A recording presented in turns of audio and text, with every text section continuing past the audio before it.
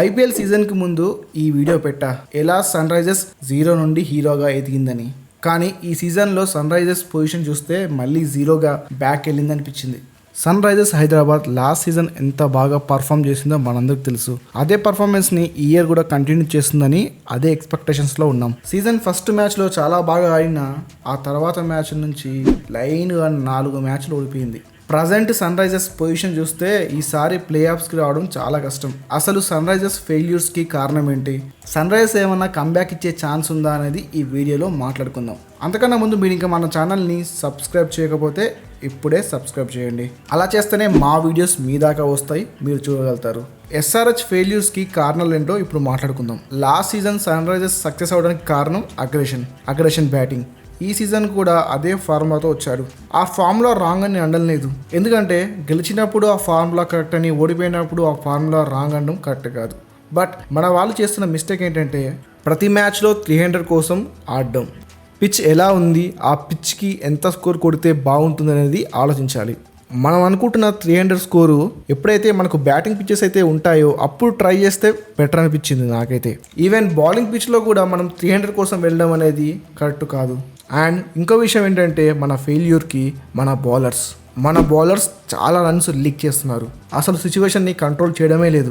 మన స్క్వాడ్లో మంచి బౌలర్స్ ఉన్నారు, రాహుల్ చహర్ లాంటి వాళ్ళు. బట్ వాళ్ళని పిక్ చేయకుండా వేరే బౌలర్స్ని పిక్ చేయడం వల్ల బౌలింగ్లో రన్స్ చాలా లీక్ అవుతున్నాయి. సన్ రైజర్స్కి బౌలింగే బలం ఒకప్పుడు, బట్ ఇప్పుడు ఆ బలం వీక్నెస్ అయిపోయింది. నితీష్ కుమార్ రెడ్డి బ్యాడ్ ఫామ్ కూడా మన వైఫల్యానికి ఒక కారణం. మనకు తెలుసు నితీష్ కుమార్ రెడ్డి ఫామ్లో ఉంటే ఎంత బాగా ఆడతాడు, మ్యాచ్ని ఎలా చేంజ్ చేస్తాడు. బట్ ప్రజెంట్ అతను బ్యాడ్ ఫామ్లో ఉన్నాడు. నితీష్ కుమార్ రెడ్డి బ్యాడ్ ఫామ్లో ఉండడం వల్ల మనం మ్యాచెస్ని గెలవలేకపోతున్నాం. మన దగ్గర మ్యాచ్ గెలవడానికి ప్లేయర్స్ ఉన్నా బట్ మనం వాళ్ళని సరిగ్గా యూటిలైజ్ చేయడం లేదు. అండ్ స్క్వాడ్లో రిమైనింగ్ ప్లేయర్స్ కూడా సిచ్యువేషన్కి తగ్గట్టు ఆడడం లేదు. సో అందువల్ల మనం సరైన స్కోర్ చేయడం లేదు. అండ్ అనికేత్ వర్మ లాంటి మంచి ప్లేయర్స్ బాగా ఆడుతున్నా బట్ అతనికి సపోర్ట్ ఇచ్చే ప్లేయర్స్ కావాలి కదా, అప్పుడే మనం మంచి స్కోర్ చేయగలుగుతాం.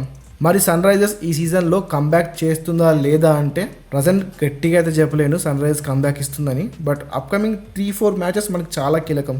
అప్కమింగ్ 4 మ్యాచెస్లో సన్ రైజర్స్ 3 మాత్రం గెలిస్తే తప్పకుండా మనం ఇంకా ప్లే ఆఫ్స్కి రేస్లో ఉంటాం. అలా కాదని అప్కమింగ్ 2 మ్యాచెస్ ఓడిపోయినా మనం ప్లే ఆఫ్స్ ఆశలిగా వదులుకోవాల్సిందే. బట్ పాజిటివ్ థింగ్ ఏంటంటే సన్ రైజర్స్లో మంచి ప్లేయర్స్ ఉన్నారు కంబ్యాక్ ఇవ్వడానికి. ఫైనల్గా మ్యాటర్ ఏంటంటే సన్ రైజర్స్ ఇప్పటిదాకా బాగా ఆడలేదు. ఇప్పుడు రాబోయే మ్యాచెస్ అనేవి చాలా ఇంపార్టెంట్. ఒకవేళ రాబోయే మ్యాచెస్లో బాగా పర్ఫామ్ చేస్తే ప్లే ఆఫ్స్ రేస్లో ఉంటుంది. అలా కాదని ఈవెన్ 2 మ్యాచ్లు ఓడిపోయినా సరే మనం ప్లే ఆఫ్స్ నుంచి బయటకు వచ్చేస్తాం. సో ఇది ఈ వీడియో మీకు ఎలా అనిపించింది? సన్ రైజర్స్ ఈసారి ప్లే ఆఫ్స్కి క్వాలిఫై అవుతుందంటారా లేదా? ఎస్ఆర్హెచ్లో మీ ఫేవరెట్ ప్లేయర్ ఎవరో కూడా కామెంట్స్లో చెప్పండి. ఇంతే వీడియో. Thanks for watching.